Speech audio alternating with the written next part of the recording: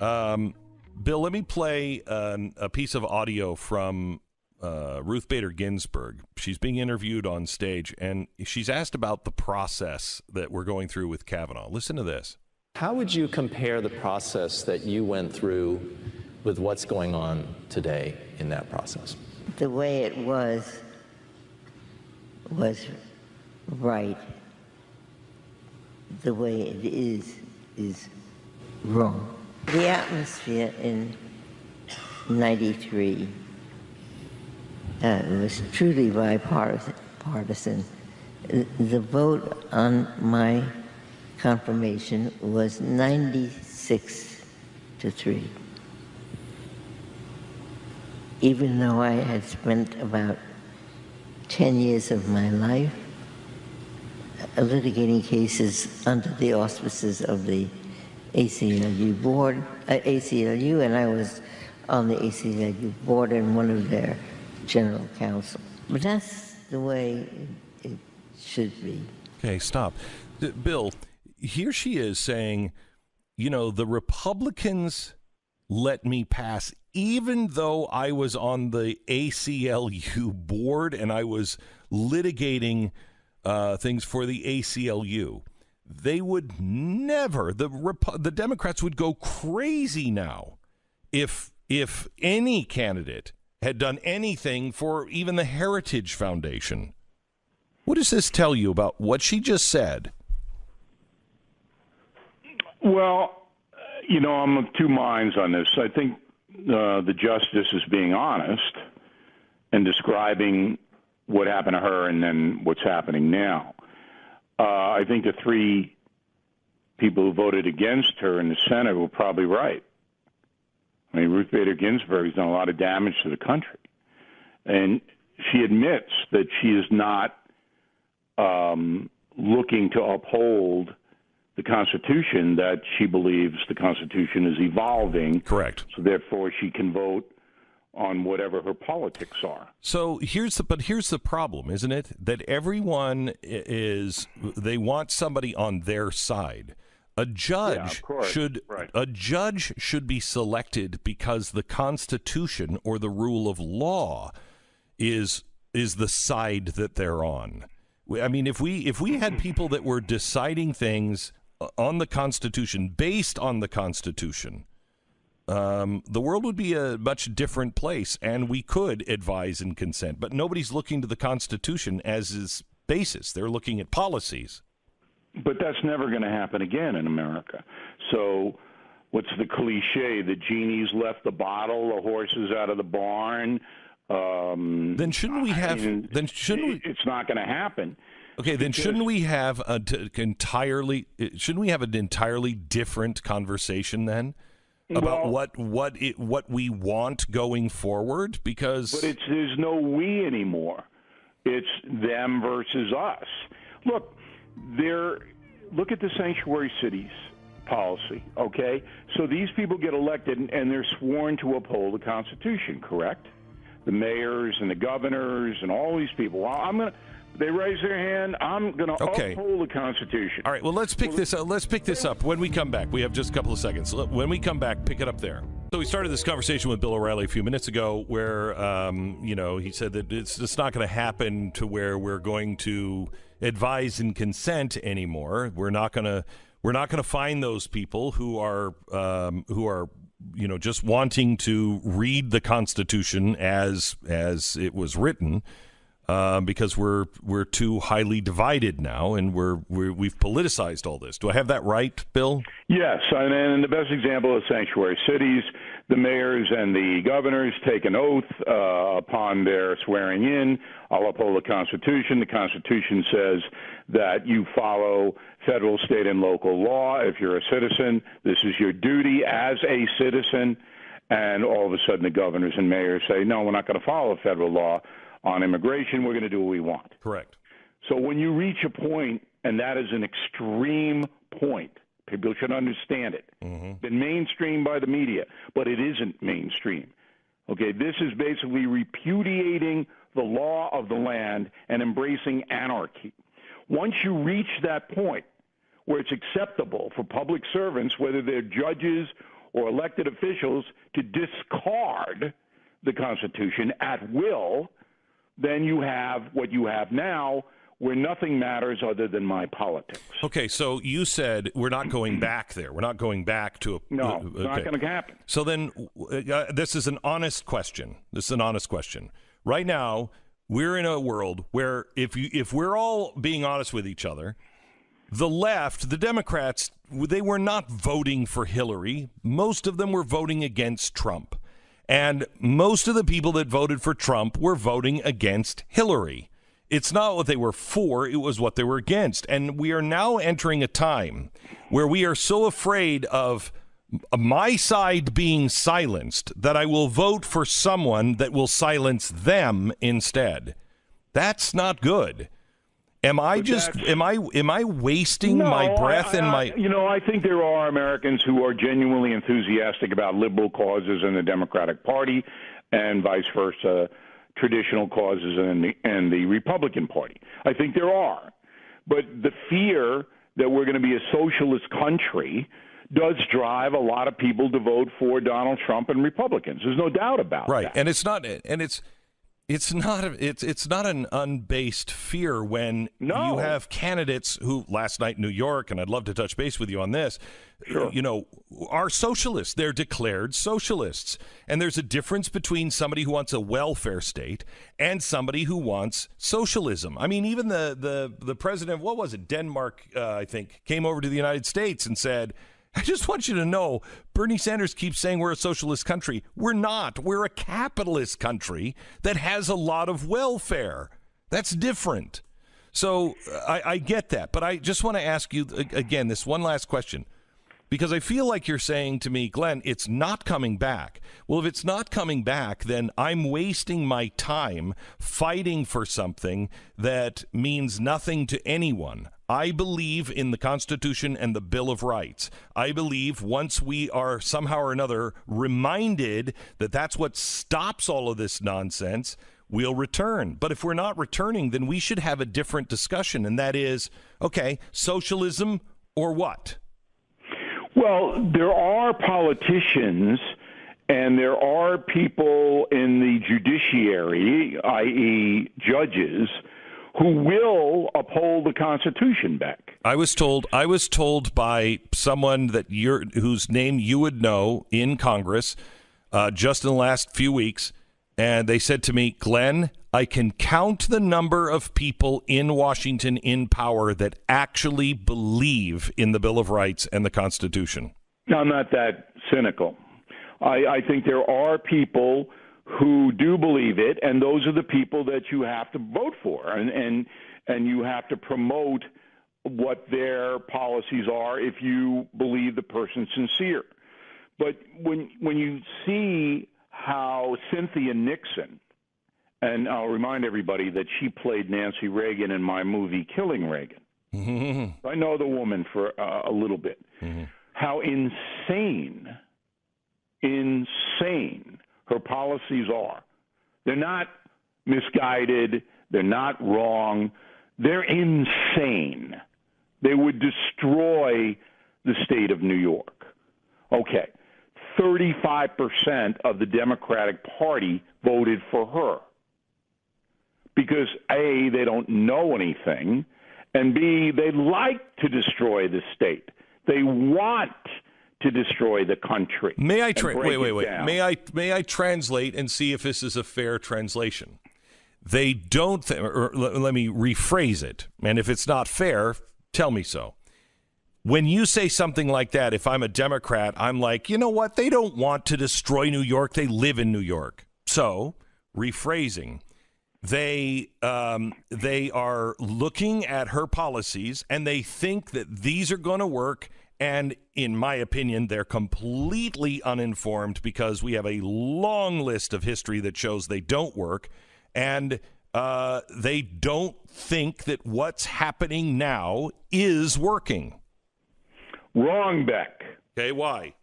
The moneyed Democrats voted for Cuomo, 65%. The people with assets, the people who have very expensive apartments in Manhattan and cars and jobs, did not vote for Nixon. But 35% of people who live in New York City don't have anything. They live in rent control. They live in public housing. They barely get by. Right, and they don't think that this... They want to blow it all because up. they don't think that this system is working. Right. Because no one is telling them and showing them that it is, but they just think it's not working. So it's not that they... I don't think the average Trump voter, when he says, I want to burn the system down, he doesn't mean I don't want to live in America anymore. He means what's happening in Washington, D.C. is not working. Now, I'd like to... but it's not the same thing. I mean, one is real life and trying to get by and support your family and put food on the table. And the other is theoretical. We don't want a PC nation. We don't want these politicians who lie to us. We want a much more in-your-face situation where we know if Trump says he's going to do something, he'll do it. So it's different. But what I'm trying to get across to you is that the gulf is so huge. Between Glenn Beck, Bill O'Reilly, Stu, people who have actually worked hard, got an education, tried very hard in the marketplace to succeed, and have actually gotten some success in a system of capitalism. No, but wait a minute. But in a system of capitalism where, quite honestly, it was stacked against us. I mean, I would be much more. I don't want anybody feeling sorry for me. No. I'm not asking for that. I'm not asking for that. I'm just saying we do know what it's like to be in we had to overcome. Yeah, I mean, not. I wouldn't know if I'd use that phrase, but yes. But there's a cadre, and it comes out of the university system and high schools, and embraced by the media, of victimization. The mob. Okay, they tell you can't make it. White privilege. Okay, you're never going to succeed, no matter what you do. This is the victimization movement, and that's what you're seeing with Cynthia Nixon and Bernie Sanders. They're trying to whip up this victimization that we'll give stuff to you because you can earn it. No matter what you do, right? It's an unfair system. All right, so that's the gulf. That's what we're seeing. You wrote an op-ed today about evil, and I want to talk to you about this because it does revolve around your book a bit. And you're saying that it's people historically don't stand up against evil, and I think there is a chance that people stand up against evil, but we have to be very, very careful on encouraging them to do so because we can push them into the arms of evil really easily, and I think that's happening right now. There are two aspects of my vantage point on evil, and you were right. It comes off writing Killing the SS, and one of the shocking things about that book is that the concentration camp guards of Nazi Germany were merchants and farmers and bankers. Correct. And, they the average person. Yeah, they were just people before the war who was walking down the street, and all of a sudden they're killing babies and walking away having dinner. All right, you need to read that. You need to absorb it because there's evil in every human being. Every single human being has the capacity for evil, and you have to recognize it, and you have to fight against it. Now, externally, we're living in a country now where we have mass killings in high schools. We have thousands of poor black people being shot in the streets in Chicago. We have clergy molesting children. What do you think that is? It's evil. That's evil, all right? And on a much lesser basis, but something visible, we have betrayal of human beings by their spouses. We have the media trying to tear people apart for ideological reasons. We have a justice system that doesn't render justice many times. All of this is evil. And we're not seeing politicians say, you know what? We got to really get the Chicago situation under control. Have you seen anybody do that? No. And I'm sitting there going, how much evil do you have to see before you mobilize against it? And that's why I wrote this, Killing the SS, because Germany before World War II is not different than the United States in 2018. No, it's really not. It's the same people doing the same things, try to struggle to make a living in an atmosphere that was increasingly difficult. And what did they do? They surrendered en masse to evil. And you need to know what happened there, because it could certainly happen here and is happening to some extent. This Holocaust that we're seeing in Chicago, this bothers me to the core of my being. We're letting in poor blacks who are defenseless, okay? And we don't do anything about it? Where's the National Guard? Why aren't they on the streets of Chicago stopping the 150 shootings every weekend? Why? They could be there, but they're not there. Who gives a damn about them? No one. That's evil. Bill O'Reilly, it is always good to talk to you. We'll talk to you again next week. You can find Bill O'Reilly at BillO'Reilly.com, BillO'Reilly.com. His new book comes out the 18th, Killing the Nazis. The 9th of October. Oh, the 9th. Beck. The 9th of October. And you're going to be first in line, even though I sent you a free copy. I read it, too. You'll buy another one. I read it, too. I don't know about that, but I read it. It's excellent. It's excellent. Thank you. The 9th of October. Bill O'Reilly, thank you so much. BillO'Reilly.com. Somewhere in a dark newsroom, an age-old editor is levitating, eyes glowing like radioactive soil, because an unprecedented event has taken place right in front of our eyes. A puzzling miracle. Something not seen in journalism in years. The Associated Press has criticized Obama. I whisper his name because out of reverence. The AP Guard has turned against their wizard leader. The Army has mutinied against their commander. The AP has always loved Obama. They had a crush on him. More of an obsession, really. They've always stored up their animus and directed it at one person, anybody on the right, but now Donald Trump.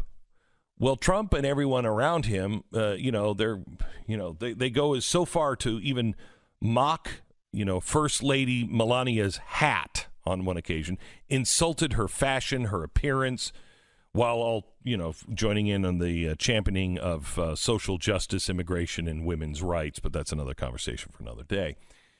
The article's title, quote, AP fact check. Obama doesn't always tell the straight story, end quote. Wait, what? I mean, I've gotten used to reading the headlines, AP fact check, Trump ruins America, or AP fact check, reality star embarrasses country, or AP fact check, orange man bad.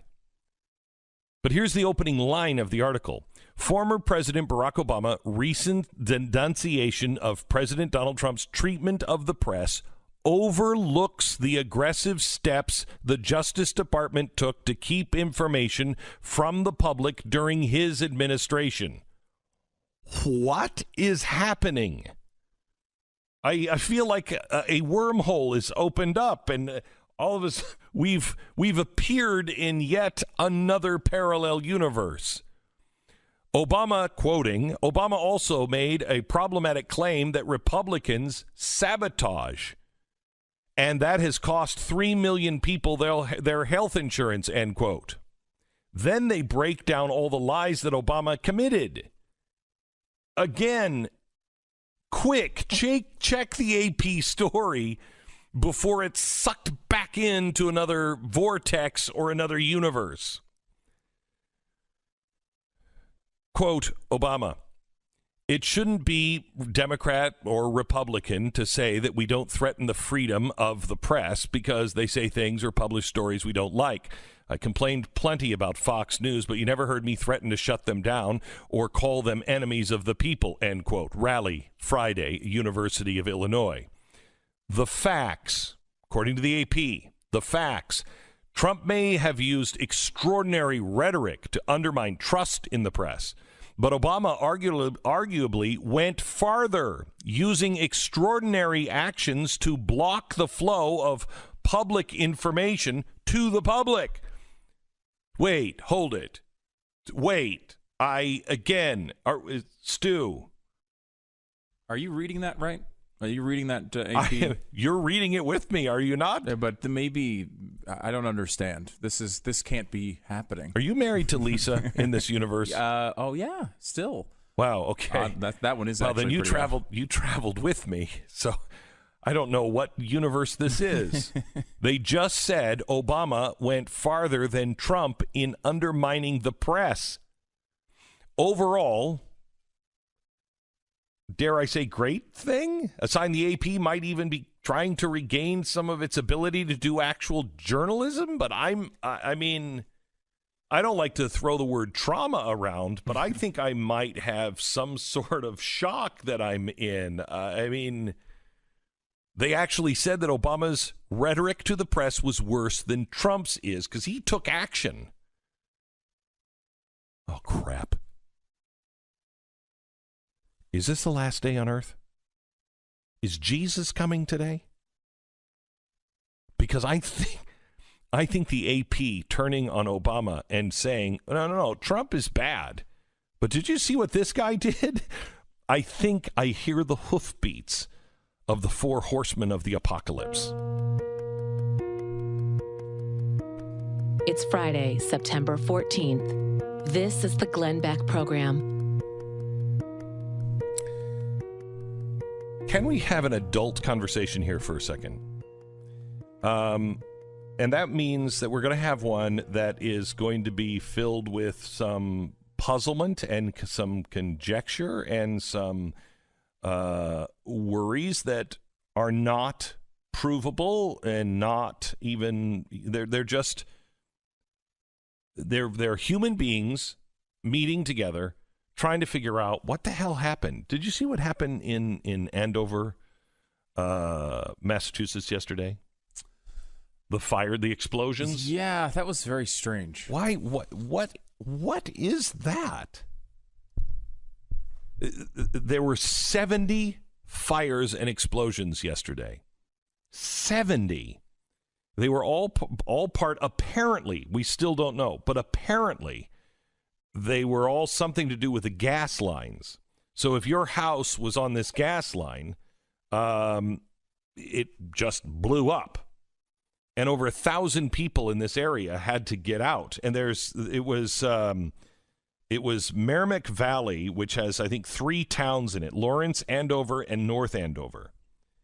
One person died in a chimney from a house explosion, and he wasn't in the chimney. The chimney fell, blew out and fell on his car, and he was in the car.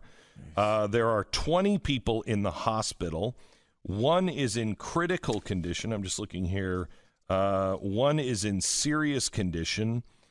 10 people are being treated for shock and trauma because of the explosion, but they don't know what caused it.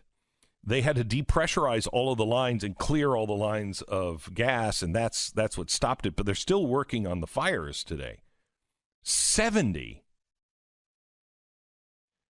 Now, we have to find out what happened there, and obviously they will. But this is the kind of thing. I am not saying this is what happened, but this is the kind of thing that should wake us up to the kind of attacks that I think can be done in cyber warfare. I don't know if these gas lines were connected to the internet, but this is the kind of thing that can happen when somebody hijacks a utility. They can make these things happen. I am not saying that's what did. No, but right. I mean, they've talked about attacks on infrastructure through Correct. cyber means for a long time. Correct. And this is the way it would manifest itself. This could just have been some, I don't know what, and they don't know what, and I'm sure they will find out. But this is the kind of thing that you have to mentally understand. This is the kind of, if we go into war, God forbid, war has always been fought someplace else. But Vladimir Putin said the next war, World War III, and he has claimed we are already in it. He said the next war will be fought with ones and zeros. And that's the way it manifests itself. Now imagine that happening all over the country. I mean, how do you survive? I mean, that's, if you could do that in places all over the country, holy cow. I will say to Vladimir that it can't be the next war if we're already in it. Well, the war after this. You tell Vlad the Impaler that. Got it, Vlad. I will transmit that to Vladimir when I have an opportunity after the election. That's very good. Yeah, it's scary, and it's there's been a lot of talk about this recently. They actually go through some of this in the Woodward book as well on cyber attacks and how that's manifested itself, and whether the U.S. has flirted with the idea over the past few years to use cyber attacks against North Korea and other regimes. Iran was another, to try to show that we have those capabilities without starting a massive new war. Correct. And it's a tough line because those things, they are real. That's real warfare, and they're trying to now kind of come up with a policy, and this has happened through the end of Obama and the beginning of Trump's administration, as to how to treat those things. Because do we treat a cyber attack from North Korea as if they bombed us?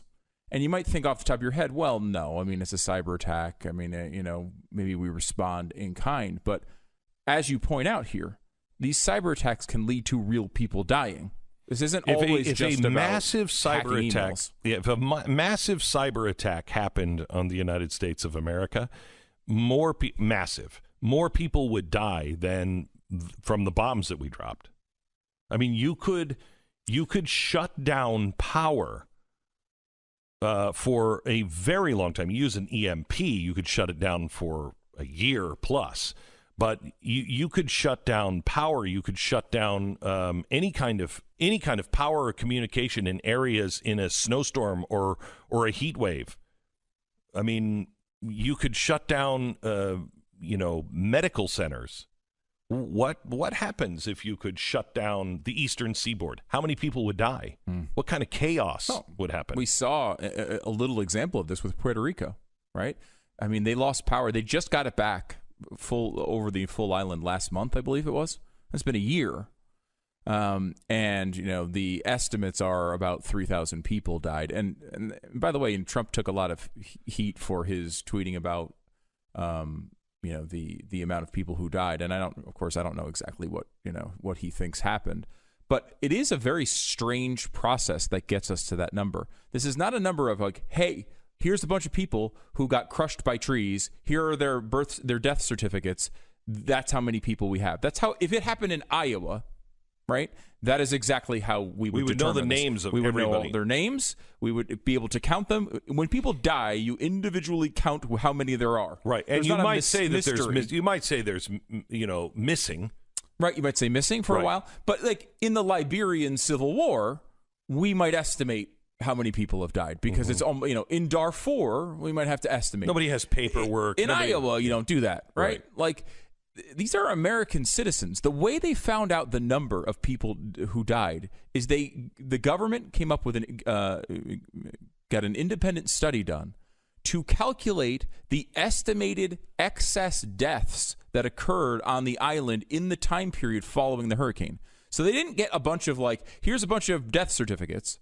They instead have a estimate. I mean, this is the last line of the New York Times story about how they came up with this number.